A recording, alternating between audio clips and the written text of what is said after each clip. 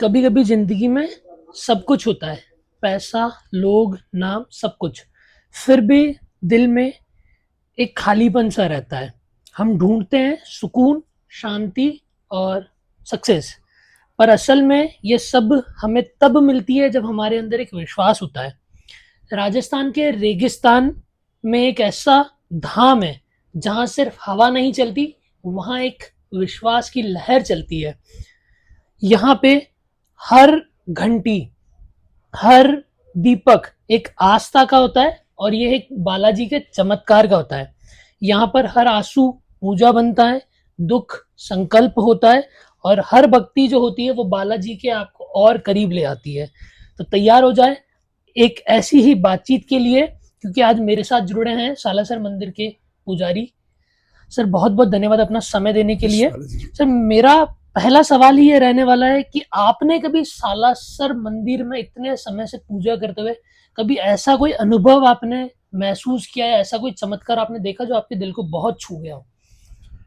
देखिए, यहाँ आने वाले भक्तों की बालाजी महाराज हर तरीके से मनोकामना पूरी करते हैं। ऐसे ही काफ़ी चमत्कार हैं जो हर दिन देखने के लिए मिलते हैं बालाजी महाराज के, जिसमें बालाजी महाराज के अनेकों चमत्कार, ऐसे-ऐसे चमत्कार आपको आप खुद अनुभव करोगे इन चीज़ों का कि बालाजी महाराज बहुत बढ़िया चमत्कार कर रहे हैं कि जैसे कोई आदमी है जिसको दिखाई नहीं दे रहा है, बालाजी के दर्शन करने के लिए जब जा रहा है तो उसको साक्षात्कार दर्शन हो रहे हैं बालाजी के। किसी के कोई असाध्य रोग है, वो कट जाता है, किसी की कोई समस्या होती है, वो दूर हो जाती है, तो ऐसे चमत्कार रोज़ आए दिन होते रहते हैं। क्या आपने कभी अपने जीवन में, पर्सनल लाइफ में महसूस किया कि बालाजी आप ही के साथ हमेशा चल रहे हैं? क्योंकि होता है ना सर, इतने समय से आप मंदिर प्रांगण में हैं, मंदिर की पूजा कर रहे हैं, मंदिर में आस्था का एक अपना भाव है। उस पॉजिटिव वाइब के पास, वाइब जो होती है पॉजिटिव, उसके पास में आपको काफ़ी पर्सनल एनर्जी फील होती है। कभी आपको ऐसा महसूस हुआ कि बालाजी ही मेरे साथ चल रहे हैं, हर काम जो होता जा रहा है सफल हो रहा है, बालाजी स्वयं मेरे साथ करवा रहे हैं सब कुछ? ये तो रोज़ का काम है जो यहाँ हमारे साथ में होता है। वो हम ये मानते हैं कि बालाजी महाराज की मर्ज़ी से ही हो रहा है और बालाजी महाराज साक्षात करते हैं, पग-पग पे हमारी बालाजी महाराज रक्षा करते हैं और हर चीज़ को बढ़िया से बालाजी महाराज करवाते हैं। सर इस मंदिर की जो मूर्ति है वो ज़मीन में से निकली थी, जी। उसका क्या चमत्कार है? क्योंकि और जगह मैंने देखा वहाँ पे मूर्तियाँ जो होती है वो प्रॉपर पूरी मूर्ति होती है, बालाजी हनुमान जी की मूर्ति प्रॉपर होती है। यहाँ पे फेस की मूर्ति है, बालाजी का जो है फेस है, वो भी उस फेस में भी सर दाढ़ी मूछें हैं। इसका क्या एक अलग महत्व है, इसका एक अलग क्या रहस्य है सर? इसका रहस्य ये है कि हमारे पूर्वजों के मामा थे संत शिरोमणि मोहनदास जी महाराज, जिनकी भक्ति से प्रसन्न होकर के बालाजी महाराज जी यहाँ स्वयंभू विराजमान है। ओके। बालाजी महाराज स्वयंभू विराजमान है, यहाँ जो ये मूर्ति ज़मीन से निकली हुई है, इस मूर्ति के ऊपर जो अनावरण, जो चेहरा बनाया गया है दाढ़ी मूछ में, बालाजी महाराज और मोहनदास जी महाराज एक सखा भाव में थे। ओह! और जब बालाजी ने जितनी बार भी मोहनदास जी को बालाजी महाराज ने दर्शन दिया है, एक साधु के भेष में दर्शन दिया, सन्यासी के भेष में।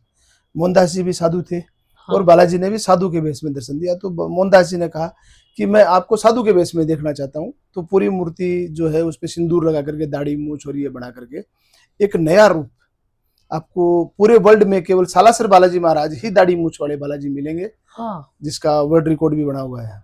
इसका वर्ल्ड रिकॉर्ड किस चीज़ में है सर? जो ये अपने गिनीज बुक जो होती है हाँ, गिनीज उसमें वर्ल्ड बुक में। उसमें नाम है इसका। ओके, तो इसका कोई ऐसे पर्सनल चमत्कार है कि ये मूर्ति कितने समय पहले निकली थी, मंदिर कब बसा, और आज मंदिर को हम देख रहे हैं कि जिस समय उस टाइम बसा होगा, उस टाइम के मंदिर में लेकर आज के मंदिर में बहुत एक चेंजेस के रूप में देख सकते हैं। ये चेंजेस आप बोल सकते हैं कि एक न्यू जनरेशन वाले चेंजेस जी। की तरफ जा रहा है, डिजिटल की तरफ जा रहा है, क्योंकि हम देख रहे हैं जो आरती है वो भी कहीं ना कहीं लाइव हो रही है, जी।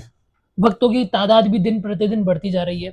तो क्या ऐसे चेंजेस हैं जो आप हम आम दर्शक हमारे देख सकते हैं? देखिए कि लाइव दर्शन की अगर बात करें तो कोरोना काल के बाद में लाइव दर्शन का प्रचलन ज़्यादा हो गया, उससे पहले कम था। आज हर आदमी के पास में मोबाइल है, वो अपना लेकर के चलता है। इसके लिए मंदिर ने भी अपनी वेबसाइट बना रखी है खुद की, सालासर बालाजी मंदिर के नाम से। उस पे रोज़ बालाजी के दर्शन है, आरती है, लाइव दर्शन है, वो चलते रहते हैं। ओके।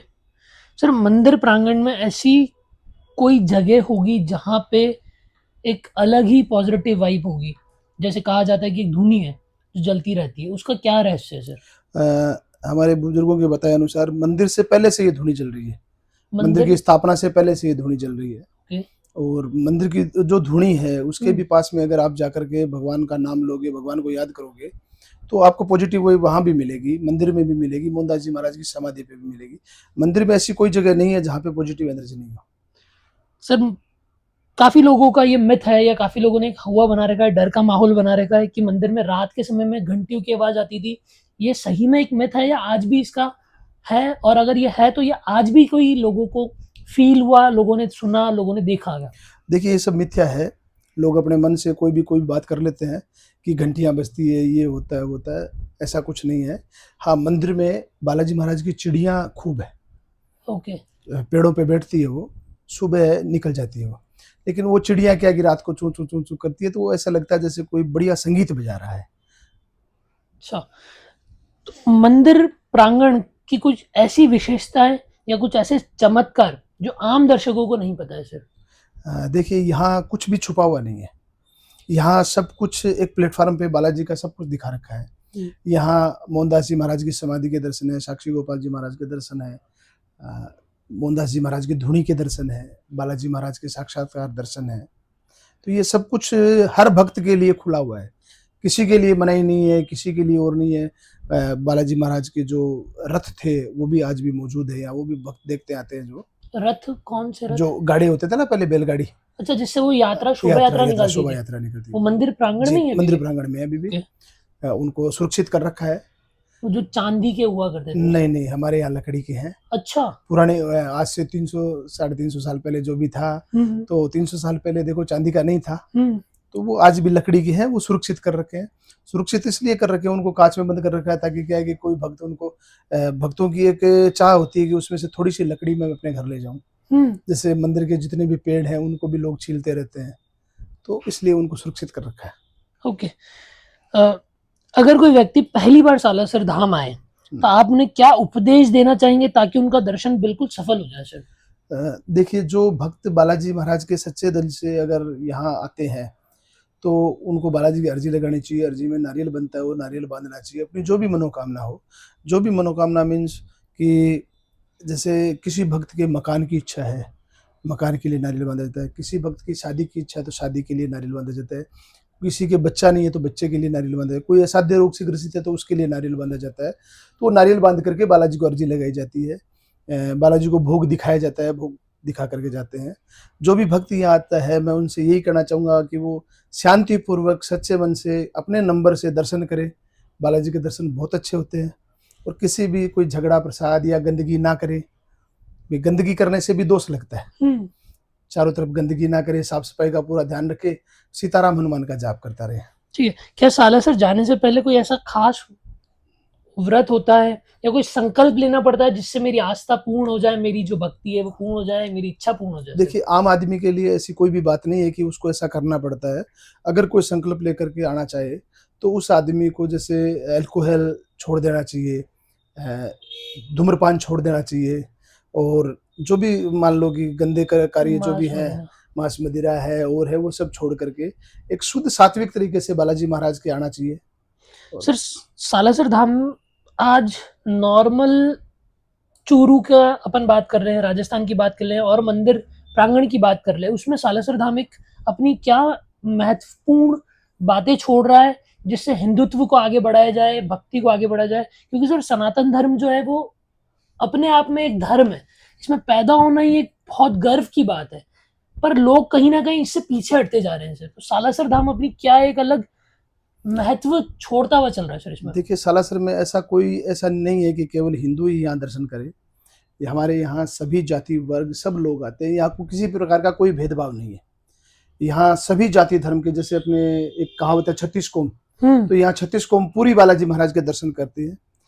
एक हिंदू को भी वही मान्यता है, एक मुसलमान को भी वही मान्यता है, और एक क्रिश्चियन को भी वही मान्यता है। यहाँ पे सब लोग यहाँ बालाजी महाराज के दर्शन करते हैं।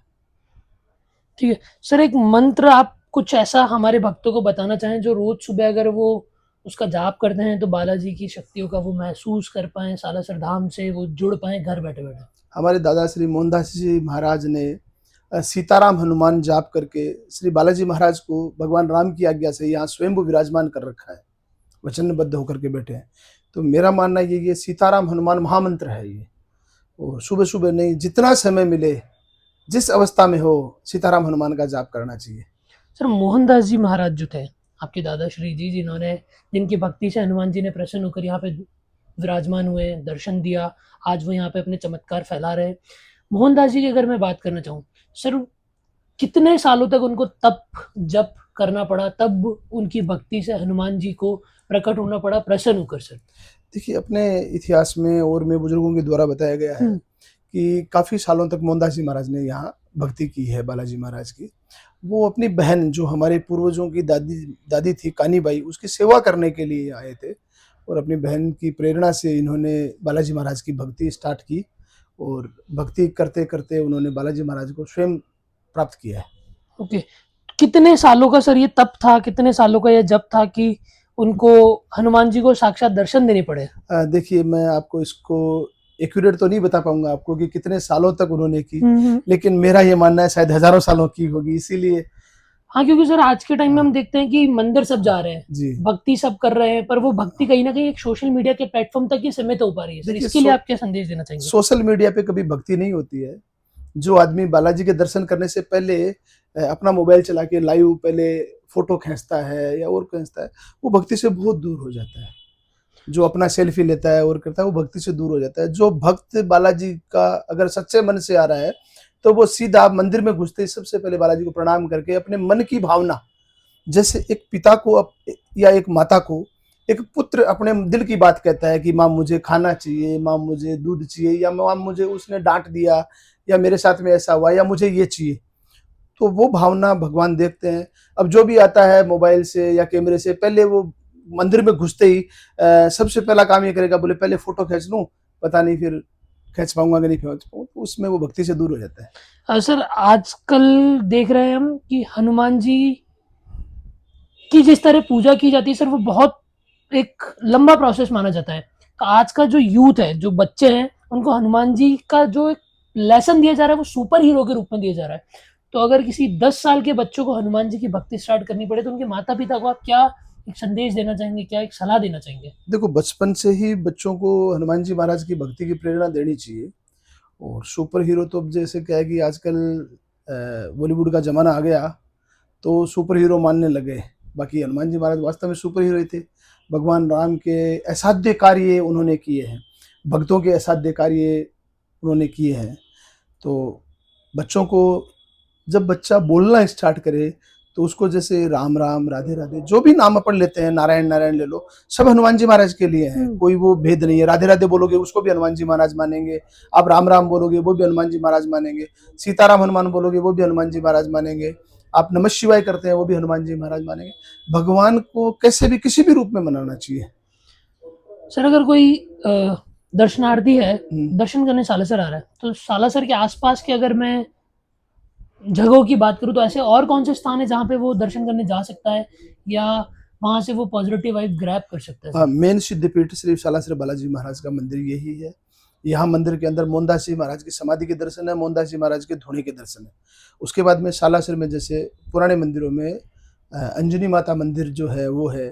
फिर काफ़ी मंदिर यहाँ बन चुके हैं, जैसे राम मंदिर बन चुका है, तिरुपति बालाजी मंदिर बन चुका है, आसपास में जैसे गणेश जी का मंदिर बन गया, संकट मोचन बालाजी मंदिर बन गया। समय के चलते चलते लोगों ने, जैसे जैसे लोगों की भावना रही वैसे बन गया।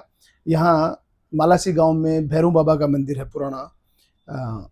अपने शानन गांव में इनकी क्या क्या काली माता का मंदिर मंदिर है, थोड़ी विशेषता भी बता ये सब दीजिए। पुराने मंदिर हैं। देखो, जो पुराने मंदिर है उनकी कुछ चमत्कार, कुछ विशेषता है कि वहाँ पे क्या चीज है जो उन मंदिर को खास बनाती है? जैसे भैरू जी का हो गया, तो वहाँ पे भैरू जी ने दर्शन दिए थे, प्रकट हुए थे। देखिए भैरू जी, अंजनी माँ का मंदिर है, तो वहाँ अंजनी माता का मंदिर है, वो अभी शायद मेरे हिसाब से, मेरे अंदाज से 60-70 साल पुराना होगा। ओके, हो सकता है उससे थोड़ा बहुत ऊपर नीचे भी हो, मुझे कंफर्म याद नहीं है। अंजनी माता का मंदिर सीकर दरबार के द्वारा बनाया गया है, और बालाजी महाराज ने उनको प्रेरणा दी कि मेरी माँ का मंदिर बनाओ, तो उन्होंने अंजनी माँ का मंदिर बना। अंजनी माता का मंदिर वहाँ बना हुआ है। ठीक है। और काली माता का जो मंदिर है ये पुराना है, इसका इतिहास मुझे भी पता नहीं है। ठीक है, और मेरा जाना भी कम होता है, बालाजी को छोड़ के कहीं नहीं जाना होता है। ठीक है सर, सालासर को ऐसी क्या चीज है जो सालासर धाम बनाती है?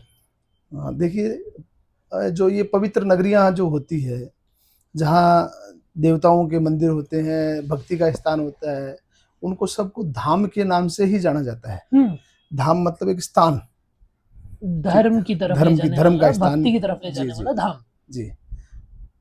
ठीक है।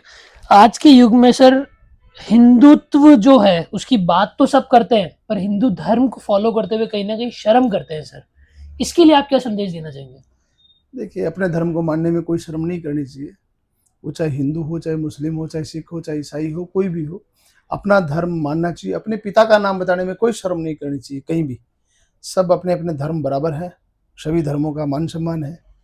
ठीक है सर, वेद और पुराण का जो ज्ञान है वो आज हम मॉडर्न लाइफ जो जी रहे हैं उसमें हम कैसे उसको साथ लेके जा सके? आपकी पर्सनल व्यूज क्या है सर इस पर? देखिए, वेद पुराणों को जब तक आपको उनके बारे में पूरा नॉलेज नहीं हो, तब तक उनकी बातें करना अच्छी बात नहीं है।